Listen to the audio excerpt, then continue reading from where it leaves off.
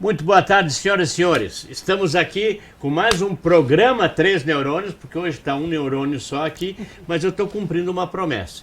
Eu falei no programa anterior, esse é o 218, no 217 eu falei que a nossa candidata, Ângela Mancini, ia estar aqui e eu ia trazer o doutor Antônio Ribas, que era o nosso candidato à Prefeitura de São Paulo, e vocês já sabem as razões dignas e honestas pela qual ele desistiu da candidatura. Muito bem, estão aqui porque o Dr. Ribas apoia ela, nós apoiamos os 3 neurônios, os 2, os 4, os 5, os 1000. E vamos mudar tudo que está aí. Boa tarde, Antônio Ribas, tudo bem, doutor? Boa tarde, você está bom? Obrigado pelo convite. Estou ótimo, eu que agradeço você ter vindo. Ângela, boa tarde, boa muito tarde. Obrigado por ter vindo. Agradeço o convite também. Olha, vamos lá, vamos conversar sobre o futuro da cidade e o porquê que o doutor Antônio está apoiando você também e qual é o teu programa para a Câmara dos Vereadores, o que nós vamos mudar na cidade vindo de baixo para cima agora. Correto. Olha, eu nessa caminhada, na luta por um Brasil melhor, por uma São Paulo mais humana, eu conheci pessoas excepcionais. Então, mesmo que essa luta para contribuir algum dia não dê certo, eu voltei a ter confiança nas pessoas, em razão desse relacionamento. E nós temos na União Nacionalista Democrática, que é uma associação, uma ONG, né? que ela faz estudos estratégicos. E a UND tem várias pessoas de qualidade, pessoas com sentimento patriótico, com aquela necessidade de exercício de cidadania.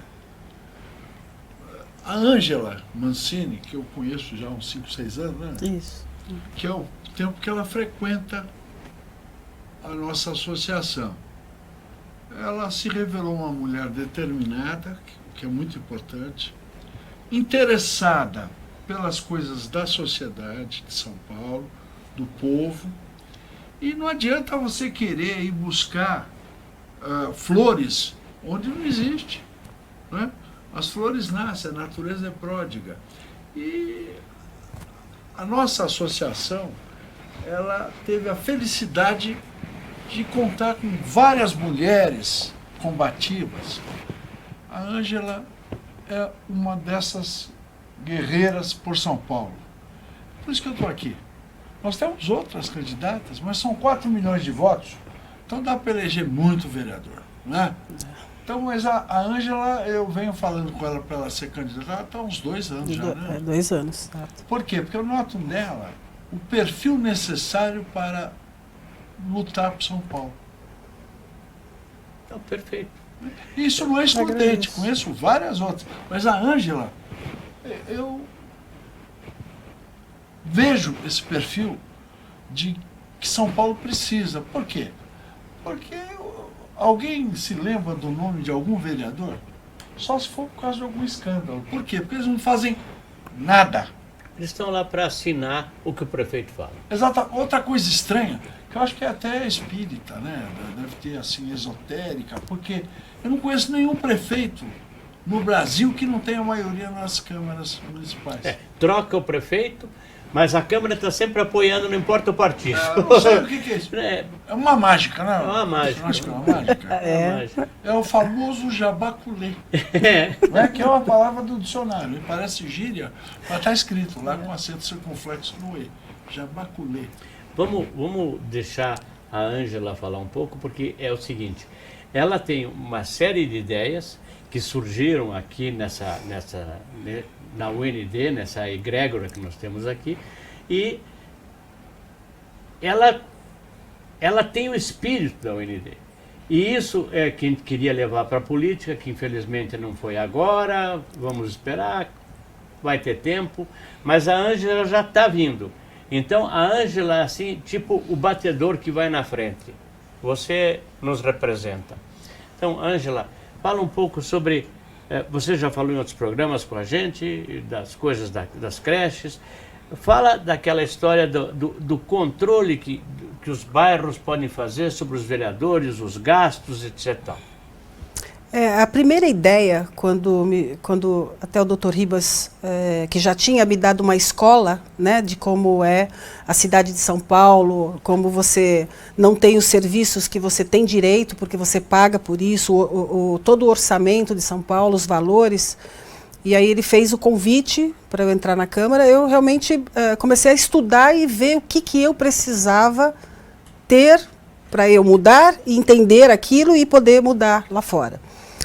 E dentro de todas as propostas de melhoria da educação, melhoria da saúde, que isso todo mundo sabe, isso aí é promessa de todos os candidatos.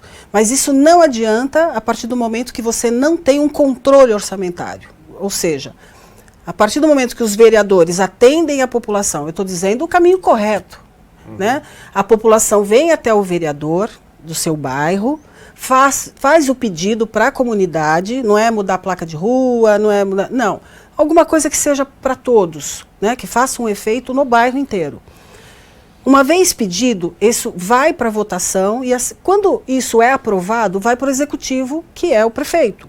O prefeito já distribui isso nas subprefeituras, né? Cada bairro tem a sua demanda e o seu vereador que atende aqueles bairros e que tem que fazer aquilo. Aquilo tem que acontecer. Um exemplo, sei lá, a construção de uma UBS.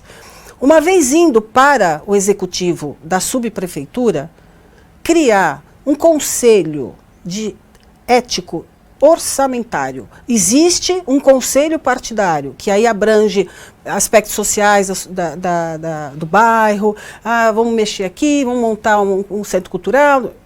É muito abrangente. E também mexer no orçamento, mas ninguém dá atenção para isso. Se você monta um conselho de ética especificamente orçamentário, o povo que pediu e que teve a resposta dessa demanda aprovada para executar, vai controlar e fiscalizar a prefeitura para executar isso. Desde a parte, se não tem superfaturamento, se for feita a obra, ver se não está sendo superfaturada. Esse conselho, detectando algum erro ou do não retorno do prefeito, já que ele recebeu uma ordem e ele não retorna isso para a sociedade, a cobrança desse conselho. Aí ele bate na porta do vereador ali, que votou, né, e fala, olha, não cumpriu. Aí você vai para os órgãos de corregedoria. A coisa é muito séria, é reconhecido no Brasil inteiro, um conselho ético partidário. Ângela, eu acho que isso aí é a pedra de toque, é a pedra fundamental para que a coisa ande. Porque aí você tem uma fiscalização, sim, tem uma cobrança. Do povo. O povo tem que... O povo também, o povo tem que... Olha, vocês que estão aí em casa, vocês têm que entender o seguinte. Vocês têm direitos. Tem deveres, por um lado, e tem direitos pelo outro. Vocês têm o ônus e o bônus. A Ângela, o que ela está propondo, é uma coisa que eu, pessoalmente, aqui na minha humilde opinião, acho que é fundamental dentro da política para arrumar esse país. Ou seja, cobrar da pessoa para a qual você deu seu voto, cobrar que ela faça aquilo que ela prometeu. A maneira que isso acontece é o que a Ângela está falando. Então, Ângela, e para fazer isso, quer dizer, a gente sabe que uma andorinha sozinha não faz verão. Então, eu seguindo na explanação que eu comecei, eu acho que tem que mudar, não pode votar em ninguém. Tem que mudar a consciência. Consciência das pessoas. Até porque tem um monte de gente lá disfarçada que você não sabe, mas é filho de um pilantra. Né? É como tem para governador, agora tem para prefeito, tem aí um monte de filho de cara que não usa o mesmo nome, irmão, filho, etc. Tal, que é a continuação do mesmo. Sim. Então, continue, Ângela, por favor. Porque eu acho que você está absolutamente certo.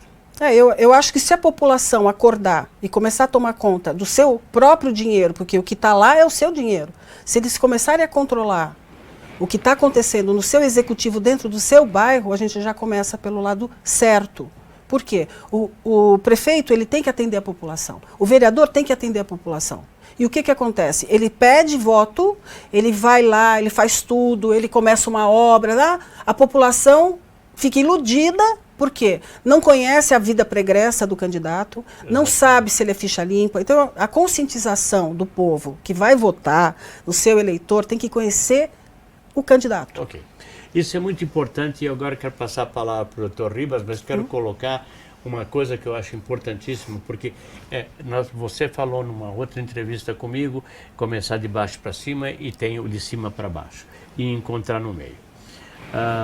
Você, eu vou dizer, é uma espécie de discípula do Dr. Ribas, porque o Dr. Ribas, de uma certa maneira, ele é o guarda-chuva que abrange tudo isso e que era nosso candidato. E ele tem uma visão muito específica para um futuro do Brasil, que eu gostaria que ele explanasse um pouco, porque a Ângela, ela faz parte desse pensamento.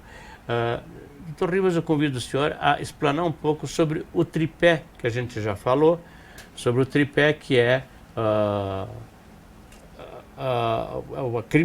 criminalização do comunismo no país, do voto individual e o voto distrital. Então, explana um pouco sobre isso, porque a Ângela pensa isso, a gente pensa isso, então é uma maneira de a gente começar a trazer isso para dentro da política. Eu ouvi com muita atenção a explicação dela a respeito dessa espécie de conselho de bairros, né? De ética é muito importante, é uma forma de fiscalizar o exercício do poder. Porque o que nós vemos é o seguinte, é que o cidadão ele não tem espaço para o exercício da cidadania. Você pode falar, mas não é ouvido. Onde é que está o local, a forma do cidadão ser ouvido, do cidadão poder apresentar os seus reclamos? Não existe isso. Não é? Por isso que também o ombudsman é uma demagogia, porque o ombudsman ele ouve e não faz. Eu não estou aqui para ouvir, perfeito. Então teria que haver assim uma ouvidoria, que é o ombudsman, né? Executiva. Ele ouve e vai, intervém. E uma das formas que entendo que seja importante seria a composição das corregedorias por eleitores sorteados nos quadros eleitorais. Por quê? Porque você tem você vai acabar com o apaniguamento